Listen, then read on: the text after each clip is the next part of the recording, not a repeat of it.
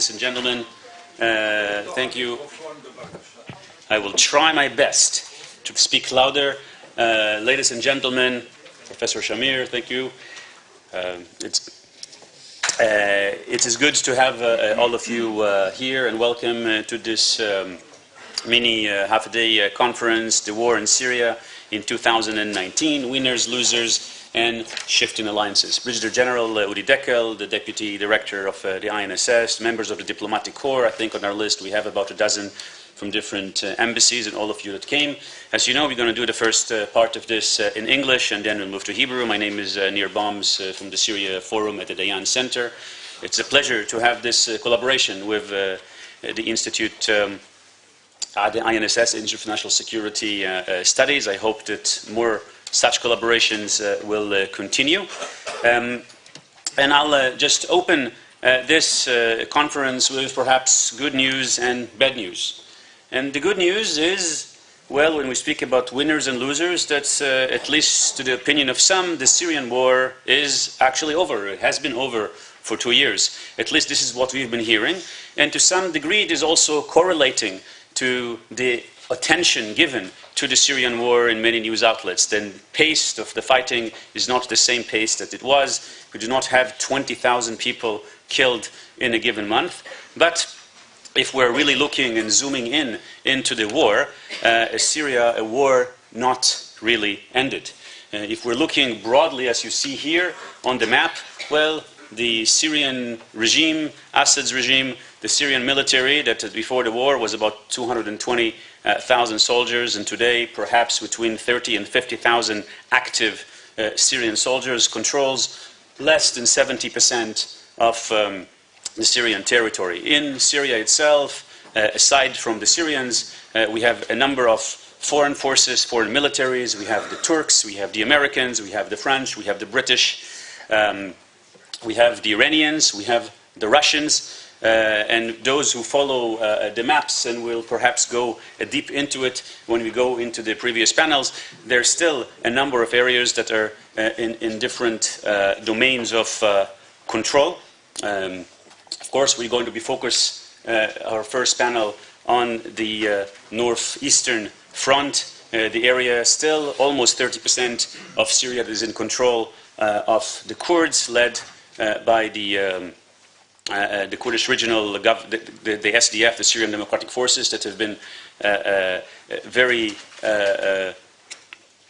have gained quite a lot actually from the war until the recent American withdrawal that has changed some of the situation, have led to the Turkish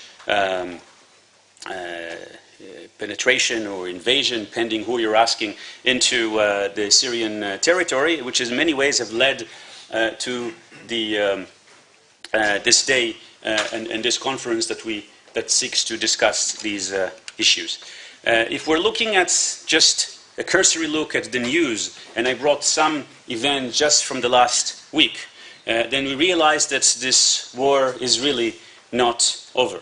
90 airstrike in the de-escalation zone. This is just something that happened yesterday. Russian airstrikes in the area that's supposed to be under ceasefire. Different statistics coming from different areas. 32 persons killed in the Idlib province. The Turkish-backed faction continue to steal Afrin antiquities. This is some of the dynamics happening again in the northwestern front. New batches of refugees, a new refugee camp, 6,000 people next to Ras Al Ain, and these continue. With that, even if we move closer to the Israeli border, the province of Dar'a, where the Syrian rebellion actually began. So if you're looking just in this area, this is from the beginning of the year, the number of people killed. The last month, November, 21 people killed. But take a look at this number over here. These are number of demonstrations. From 2 anti-regime demonstrations, we've seen 28 demonstrations, anti-Assad demonstrations, just last month, very close to the Israeli border. That's another, perhaps, indication that the war has not completely ended. These are some of the signs, and in Hith, a city not that far away from the Israeli border. Of course, the Islamic State that had its capital in Syria, now have a new leader. We have, Yoram Schweitzer is going to be speaking about this, a number of documented attacks that had happened despite the defeat of the Islamic State. Again, another indication that the war is not over. And perhaps almost last, the Iranian dimension. Last November, we had an event in where Syria became another front from rockets, longer-term rockets that were launched, were dismantled by the Iron Dome. But another reminder, there were over reported 350 sorties in the last 2 years of Israeli attacks against Iranian targets in Syria. Another front and another part of the war over.